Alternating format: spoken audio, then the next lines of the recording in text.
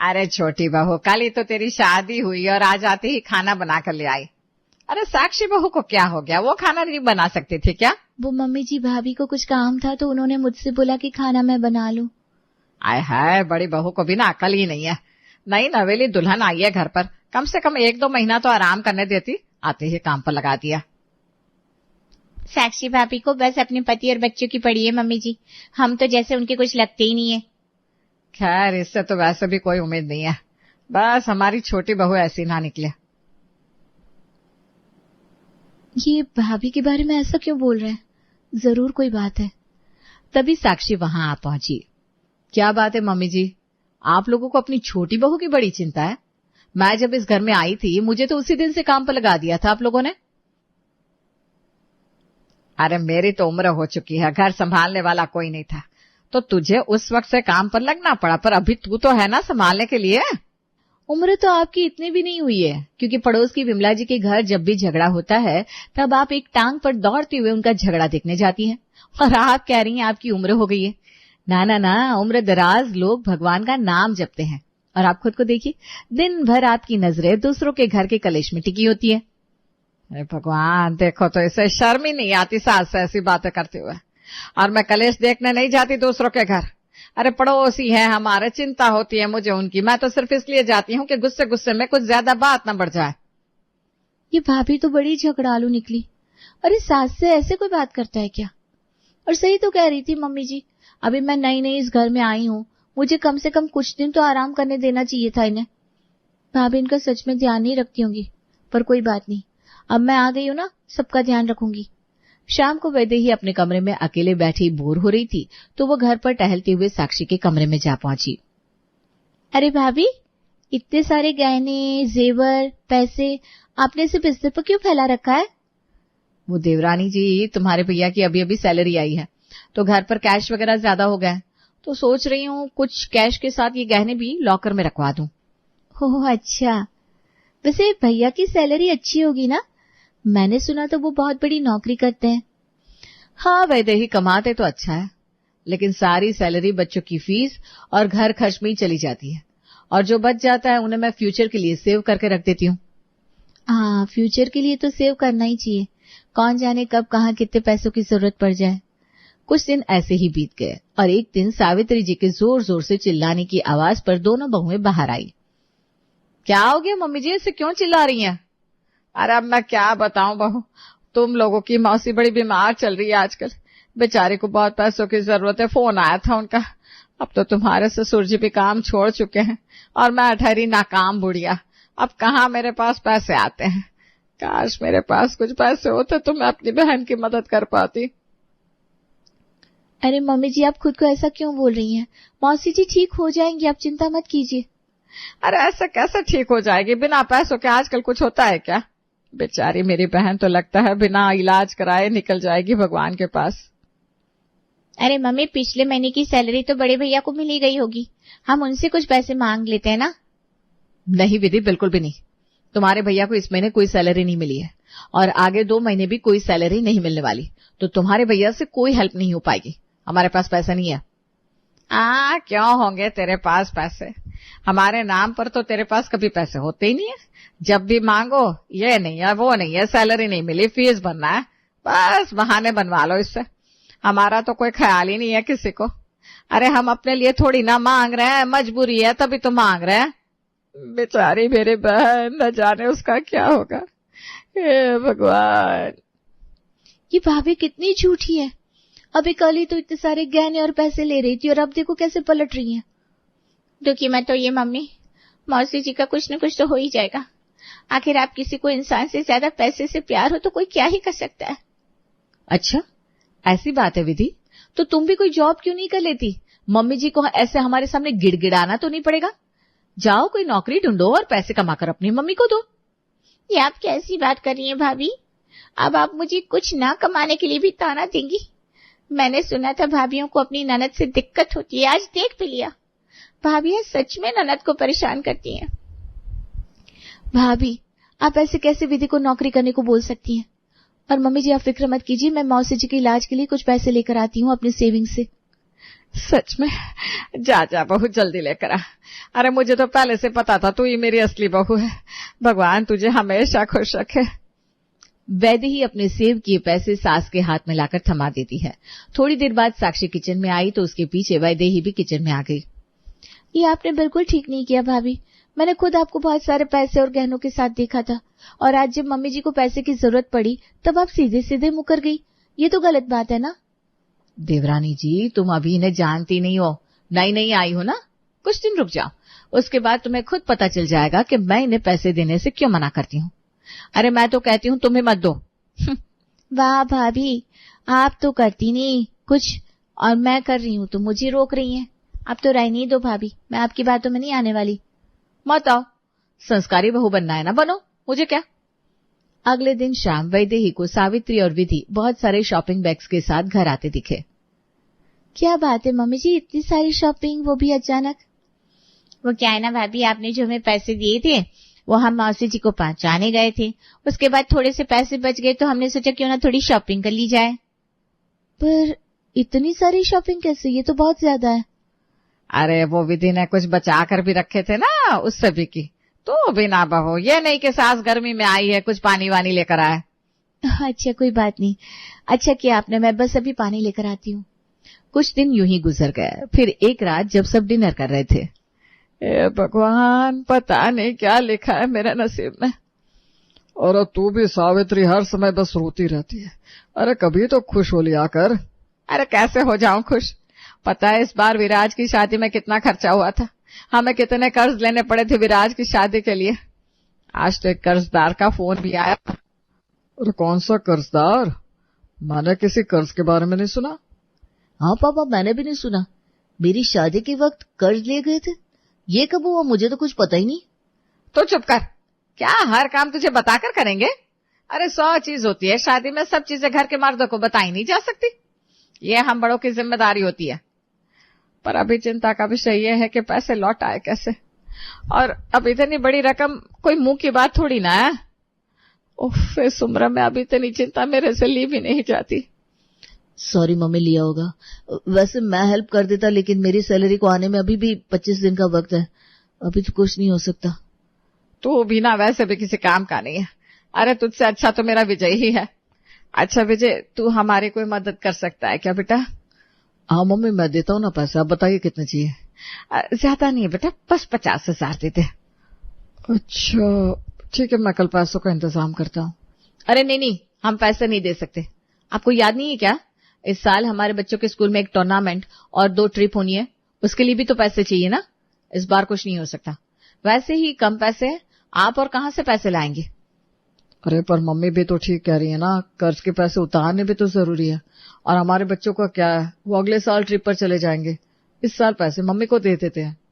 नहीं विजय जी, मैंने बोल दिया मतलब बोल दिया, बच्चे ट्रिप पर जाएंगे। अरे पर कोई परवाह नहीं, मैं क्या झूठ बोल रही हूँ? आपसे कह दिया ना, इस बार पैसे नहीं दे सकते मतलब नहीं दे सकते। और आपका डिनर हो गया है ना, चलिए रूम में चलते हैं, बच्चे अकेले होंगे। साक्षी विजय को जबरदस्ती रूम में ले जाती है।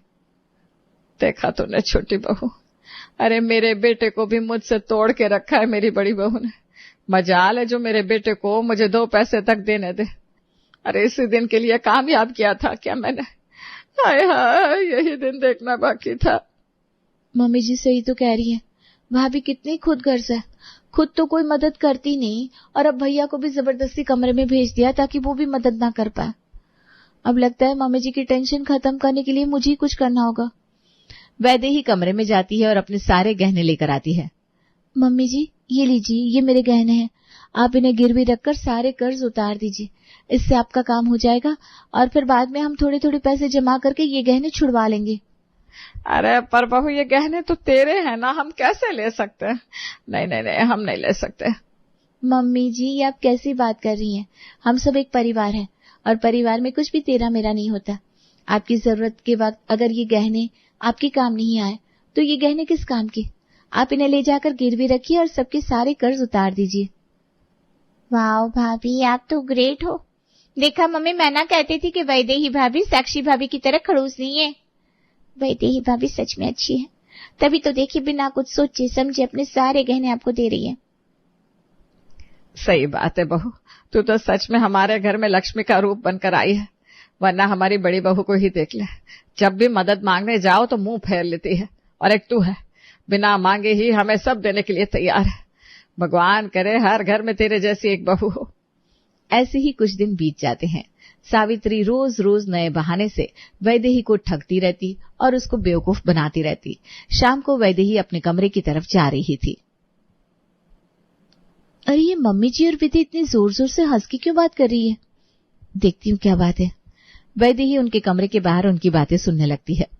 मम्मी, वैदेही भाभी तो बहुत बेवकूफ है, बिना कुछ सोचे समझे अपने सारे पैसे और गहने हमें थमाती जा रही है। उनको तो पता भी नहीं है कि वो सारे पैसे हम दोनों खुद पर खर्च करते हैं। हाँ, तू सही कह रही है। ऐसे तो पता भी नहीं है कि हम इसके लिए पैसों से कितने ऐश कर रहे हैं। पिछले दिन तेरी मौसी के नाम पर इतने सारे पैसे हड़प लिए और आज तो सीधे ये गहने। हाँ, और भाभी को पता भी नहीं है हम ये गहने और उनके पैसे वापस कभी नहीं देंगे। बेचारी वैदेही भाभी।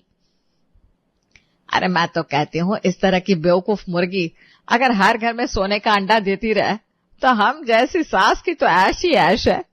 अब बड़ी बहू को देख ले, पहले पैसे देती थी तो हम भी उसे प्यार करते थे, झूठा ही सही, लेकिन अब देख उसने हमारी मदद करनी बंद कर दी है तो हम भी उसे सबकी नजरों में बुरा बना रहे हैं। कोई बात नहीं मम्मी, आपकी एक बहू हाथ से निकल गई तो क्या, दूसरी बहू तो अभी भी हाथ में ही है ना। और वैदेही भाभी को अभी हम इतनी जल्दी हमारे हाथ से निकलने नहीं देंगे। अपनी सास और ननद की बातें सुनकर वैदेही के पैरों तले जैसे जमीन खिसक गई। हे भगवान, मैं तो इन लोगों को बेचारा समझ रही थी, पर ये तो मुझे ही बर्बाद करने में तुले हुए थे। मतलब ये लोग नाटक करते आए हैं। वैदेही तुरंत साक्षी के कमरे में जाती है। भाभी मैं तो लूट गई, बर्बाद हो गई। मैं अभी भी मम्मी जी और विधि की बातें सुनकर आ रही हूँ। ओहो, तो मेरी भोली देवरानी जी को सच का पता चल गया। ये तो होना ही था। मुझे तो पहले ही पता था कि वो लोग नाटक कर रहे हैं। मेरे साथ भी तो आखिर ये सब नाटक पहले ही हो चुके हैं। तभी तो अब मैं इनकी जाल में नहीं फंसती। मैं ऐसे ही पत्थर दिल नहीं बन गई हूँ। मुझे भी न जाने कितनी बार इन लोगों ने लूटा है। तभी मैं सोचू आप इनकी मदद क्यों नहीं करती। पर अब समझ में आई मुझे इनकी चाल। उस दिन पैसे दिए तो शॉपिंग करके आ गई और न जाने कितनी बार ठग लिया। और आज तो मैंने अपने सारे गहने ही दे दिए इनको। हाँ, फिर तो तुम्हारे गहने भी गए। इन्होंने मेरे भी गहने हड़प रखे हैं, आज तक वापस नहीं किए।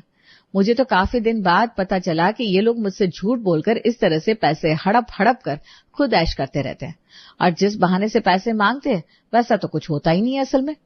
हाय भाभी, मैंने भी अपने पैरों पर कुल्हाड़ी मार ली। क्या जरूरत थी मुझे इतना दानवीर बनने की। पर जो हुआ सो हुआ। अब मैं भी आपकी ही नाव में सवार हो जाऊंगी। एक फूटी कौड़ी नहीं दूंगी इनको। चलो, देर आए दुरुस्त आए। तुम्हारी आंखें तो खुली। कुछ दिन और बीत जाते हैं और अब एक शाम सावित्री और विधि और दोनों बहुएं फंक्शन में जाने के लिए तैयार हो रही थी। अरे बहुओं, और कितना समय लगेगा तैयार होने में? अरे 6 घंटे तो इनको मेकअप के लिए चाहिए। अरे भाई बस आ भी जाओ। बस मम्मी जी हो गए तैयार। चलिए चलिए। शगुन का गिफ्ट तो लाई नहीं मम्मी जी आप। शादी में क्या देंगी? ऐसे खाली हाथ जाएंगे क्या? आपके भतीजे की शादी है। अरे हाँ, मुझे याद है। अब तुझसे तो कुछ भी कहना ही बेकार है। वैदेही बहू, तू मुझे जरा 5,000 रुपया उधार दे देना। मेरे भतीजे की बीवी को शगुन के तौर पे दे दूंगी। खाली हाथ अच्छा नहीं लगेगा ना। सॉरी मम्मी जी, पर मेरे पास कोई पैसे नहीं है। इनफैक्ट मुझे तो अभी खुद पैसों की इतनी जरूरत है, आपसे क्या ही कहूँ। आप एक काम करिए ना, मेरे जो गहने हैं ना वो दीजिए। शादी पर पहन कर जाना है ना, वरना 4 लोग क्या कहेंगे कि नई नवेली बहू बिना गहने पहने आ गई। अरे गहने कैसे लौटा दो? तुझे तो पता है गहने हमने गिरवी रखे हुए हैं और कर्जे वाले को पैसे दिए हैं ना। रहने दीजिए मम्मी जी, कोई गिरवी नहीं रखे हैं मेरे गहने। मैंने अभी परसों ही देखा था, विधि ड्रेसिंग टेबल के सामने खड़े होकर उन गहनों में से मेरे सोने की झुमके ट्राई कर रही थी। वो मतलब हाँ, अभी तक गिरवी नहीं रखे। वो हम लोगों को वक्त नहीं मिल पाया ना शादी की तैयारियों में, लेकिन हम सुनार के पास जा नहीं पाए। बस अब कल ही गहने गिरवी रखने जाने वाले हैं। नहीं, अब गहने गिरवी रखने की कोई जरूरत नहीं है, क्योंकि उन गहनों की जरूरत अब मुझे है। शादी में जाना है मुझे, ऐसे रूखी सूखी नहीं जा सकती।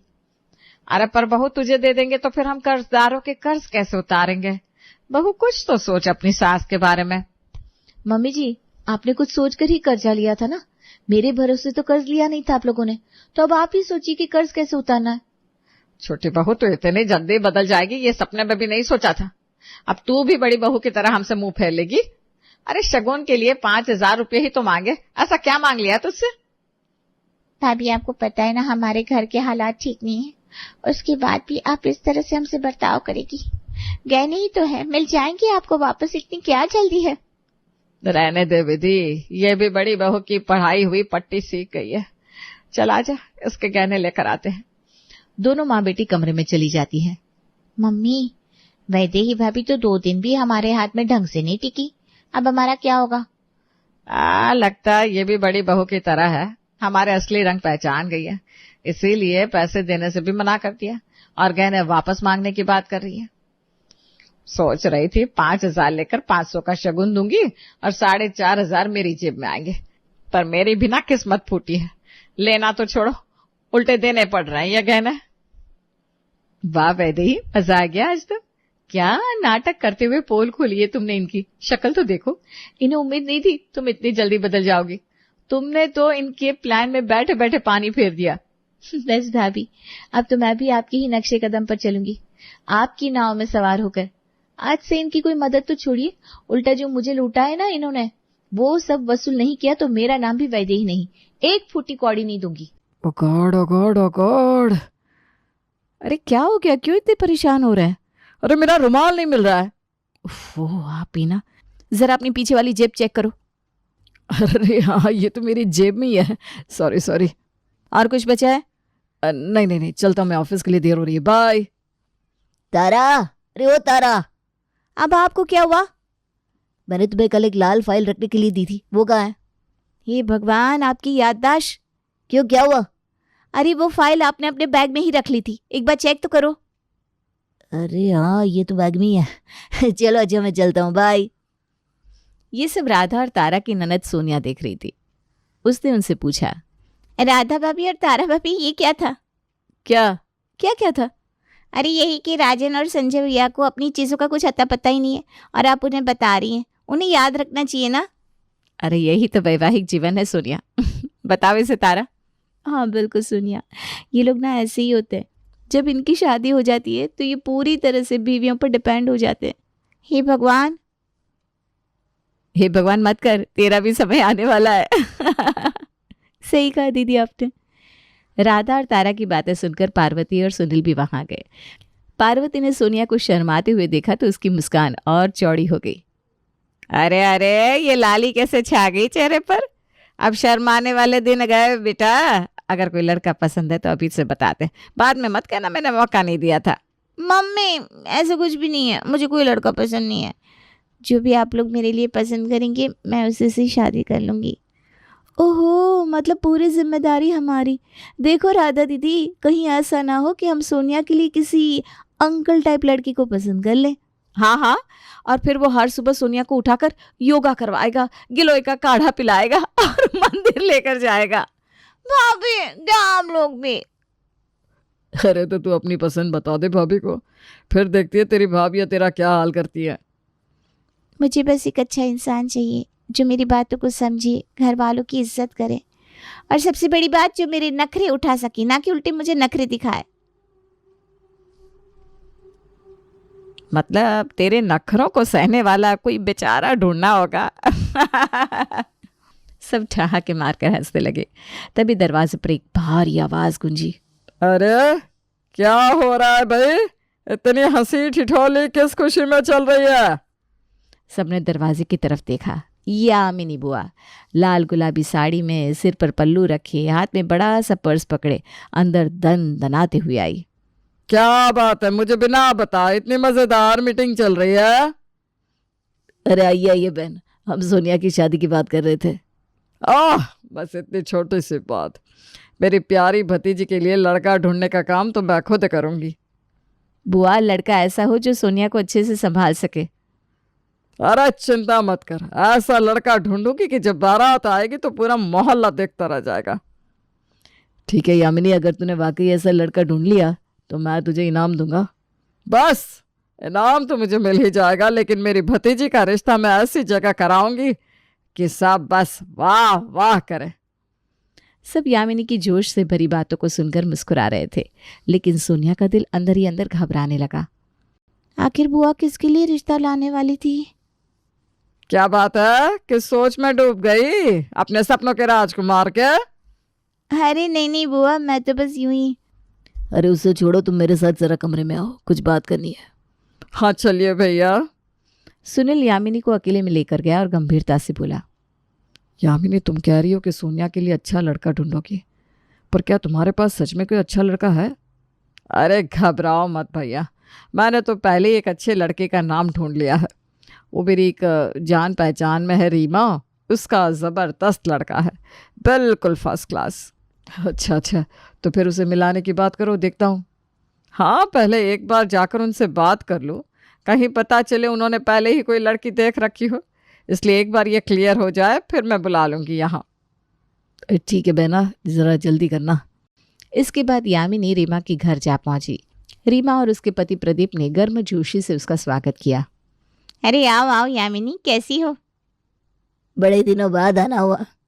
हाँ, बस कुछ बात करनी थी आप लोगों से, इसीलिए चली आई। आओ आओ, पहले आराम से बैठो, फिर बताओ क्या बात है। यामिनी सोफे पर बैठ गई और बोली, क्या तुम लोग अपने बेटे की शादी करने के लिए लड़की ढूंढ रहे हो? हाँ जी, हम लड़की तो ढूंढ रहे हैं, पर कोई सही लड़की मिल ही नहीं रही। तुम्हारी नज़र में कोई लड़की हो तो बताओ, हम तो बस अच्छा रिश्ता चाहते हैं। ये सुनकर यामिनी मुस्कुराते हुए बोली, तो सुनो, मेरी नज़र में एक बेहद सुंदर और सुशील लड़की है जिसका नाम सोनिया है। सोनिया? नाम तो अच्छा है, पर हमें उसके बारे में कुछ और जानकारी तो दो। कैसी लड़की है, क्या करती है?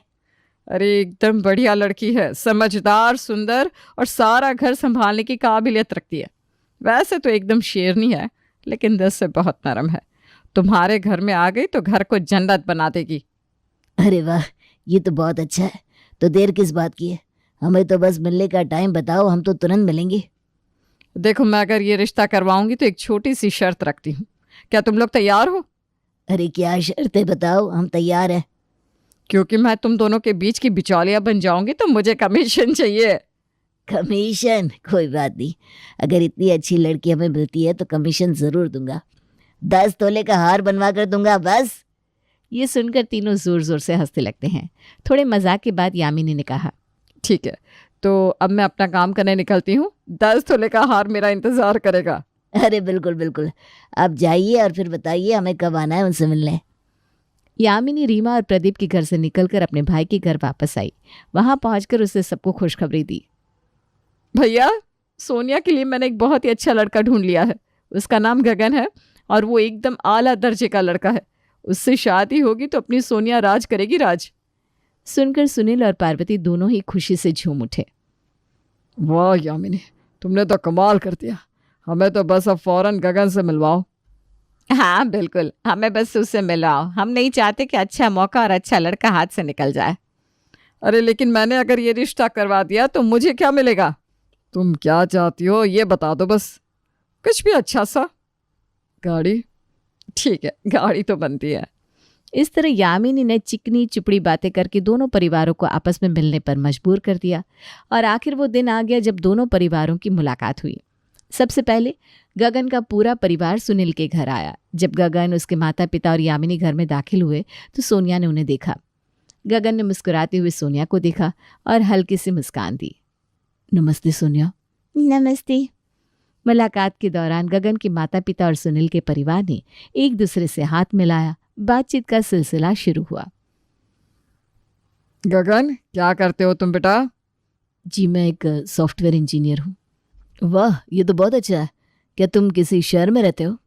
जी हाँ, दिल्ली में, लेकिन अब मैं अपने पेरेंट्स के साथ यहीं रहने आया हूँ। बातों बातों में समय कैसे बीत गया ये किसी को पता ही नहीं चला। सोनिया को गगन की बातों में दिलचस्पी महसूस होने लगी थी। गगन ने भी सोनिया को अपनी पसंद की बातें बताई और दोनों के बीच अच्छी समझ बन गई। सोनिया को देखने के बाद गगन का परिवार बेहद खुश नजर आ रहा था। लड़का लड़की दोनों एक दूसरे को देखकर मुस्कुरा रहे थे। बातचीत में हंसी मजाक भी हो रहा था। सोनिया बिटिया बहुत ही सुंदर और सुशील है। हमें तो रिश्ता बहुत पसंद आया। हमें भी गगन बहुत अच्छा लगा। अब आगे की रस्म जल्दी से तय कर लेते हैं। बिल्कुल बिल्कुल। जल्दी से पंडित जी से बात करके शुभ मुहूर्त निकलवा लेते हैं। सब कुछ बहुत अच्छा लग रहा था। कुछ देर बाद गगन का परिवार विदा हो गया और सुनील के घर में मिठाइयाँ बंटने लगी। सोनिया, तुझे गगन पसंद आया ना? हमें अच्छा लगा, बाकी जैसा आप लोगों को सही लगे। अरे चल झूठी, नाटक कर रही है। जैसा आप लोगों को सही लगे। साफ साफ बोलना कि लड़का पसंद आ गया है और उसी से शादी करूंगी।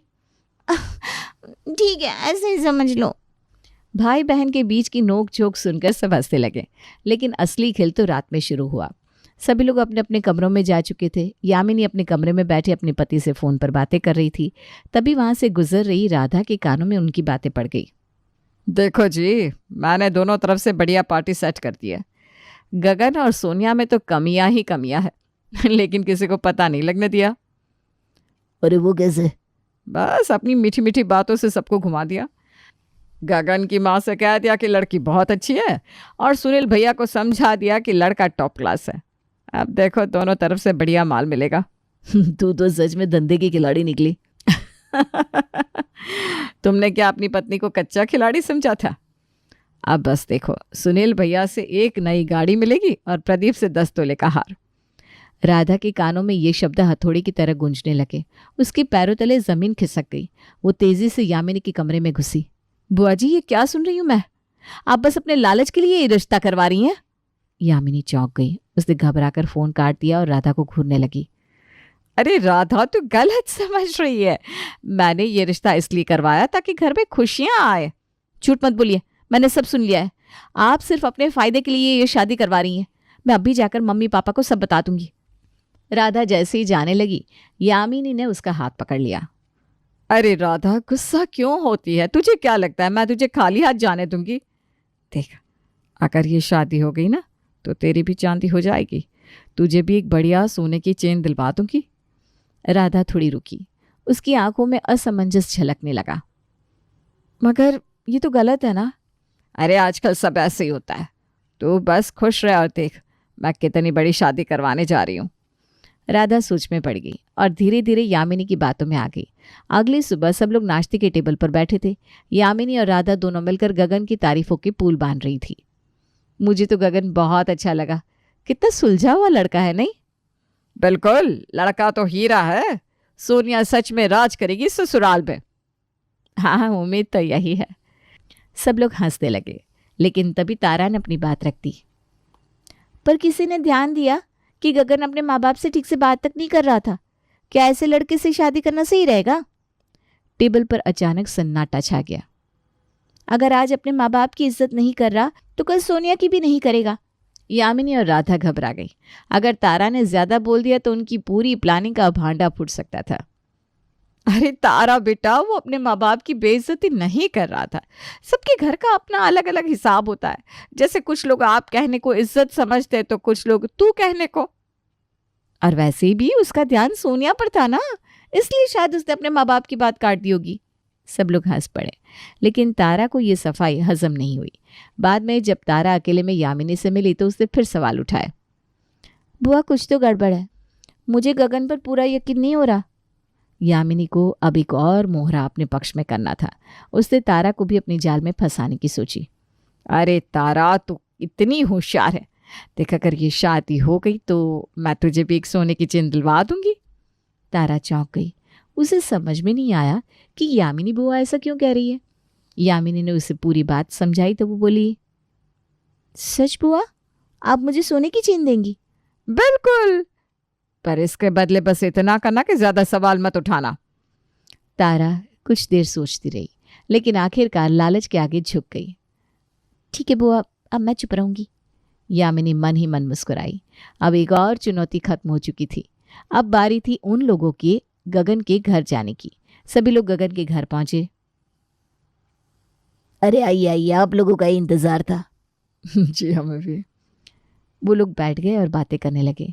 थोड़ी देर बाद गगन और सोनिया को अकेले में बातें करने दिया गया और उसी दिन रिश्ता तय हो गया। फिर शादी की तैयारियां शुरू हो गई।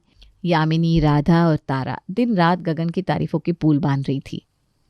देखो, हमें बस पार्वती और सुनील का मन बनाए रखना है। शादी के बाद हमारा जैकपॉट लग जाएगा। सही कहा बुआ, पैसों की तो बारिश होने वाली है। और मैं अपनी सोने की चेन का डिजाइन भी सोच चुकी हूँ। इधर पार्वती और सुनील को सब कुछ ठीक लग रहा था। यामिनी ने तो हादी कर दी, यहाँ तक कि रीमा को भी फोन करके सोनिया की तारीफों के पुल बांधने लगी ताकि कोई गड़बड़ ना हो। अरे रीमा जी, सोनिया तो आपके घर में लक्ष्मी बनकर आएगी, और गगन तो सच में हीरा है। इतनी समझदारी, इतनी सादगी, सच मानिए जोड़ी राम सीता से कम नहीं है। अरे वाकई हमें भी सोनिया बहुत पसंद आई है। तीनों की खुशी का कोई ठिकाना नहीं था। बस शादी हो और फिर पैसा ही पैसा। लेकिन इसी बीच एक दिन, अरे सोनिया कहाँ है? सुबह से दिख नहीं रही। सभी लोग घर में इधर उधर देखने लगे, लेकिन सोनिया कहीं नहीं मिली। तभी फोन की घंटी बजी। सुनील जी, गगन घर पर नहीं है, ना उसका फोन लग रहा है।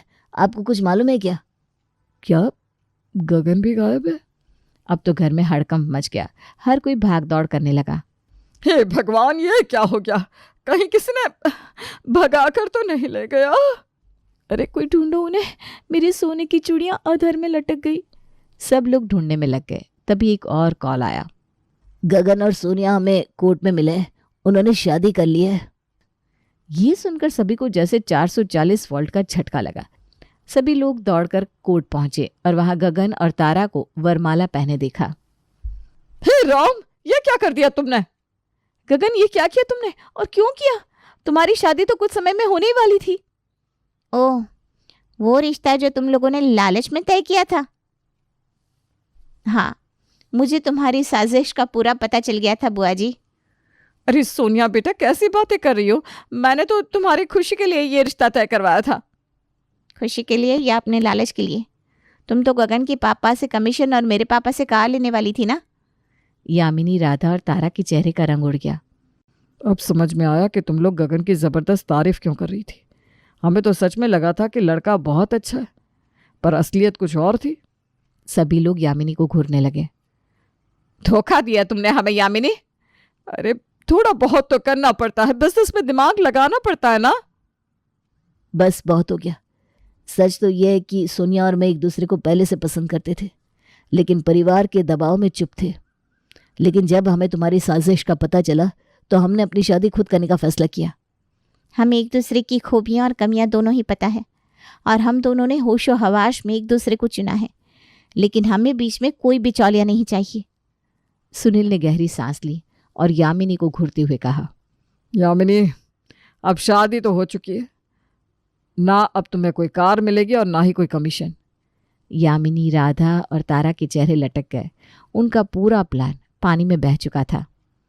हे भगवान, मेरे सोने की चूड़ियां, अब तो चैन भी गई। इतने में सोनिया जोर से हंस पड़ी, फिर गगन और फिर पूरा घर। सभी लोग ठहाके मारकर हंसने लगे और यामिनी, राधा और तारा का तो मुंह लटका ही रह गया।